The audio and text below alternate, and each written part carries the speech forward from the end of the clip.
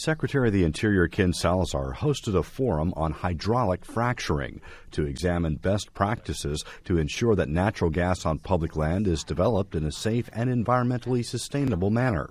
Fracking is a process where operators inject fluid under high pressure to create or enlarge fractures and then pump a propping agent into the well to keep the fractures from closing when operators release the pressure, allowing more natural gas to be extracted. The issue of fracking has become a hot and very difficult issue across the country, and not only on public lands but on private lands as well. And there are those who would say that there ought not to be any fracking at all, but those of you who are here from the industry know that with all the technological advances that have been made over the last several decades, there is a lot more opportunity for natural gas, frankly, because of the fact that fracking is being used. So the question really, in my mind, is how we move forward in a way that can reassure the American public that what we are doing is in fact safe and is in fact protective of the environment.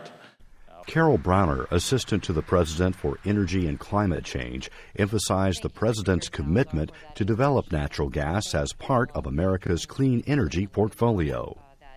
Now, in Congress, obviously things are going to be different. We're going to face a new Congress. But I want to just make sure that everyone understands, as the President said a few weeks ago, that doesn't mean that we won't continue to work in a bipartisan manner to reach across the aisle to find areas where we can achieve agreement. And we believe, and the President said this in his press conference, that natural gas is one of those areas, that there is broad support for increased domestic production, and that we should be able to achieve that goal by working in a bipartisan manner with the new members of Congress, with the old members of Congress, and with all of you.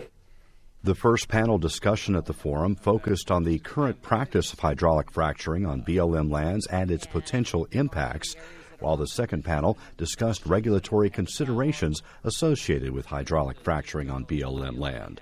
A transcript of the forum can be found at http://go.usa.gov/1Z4.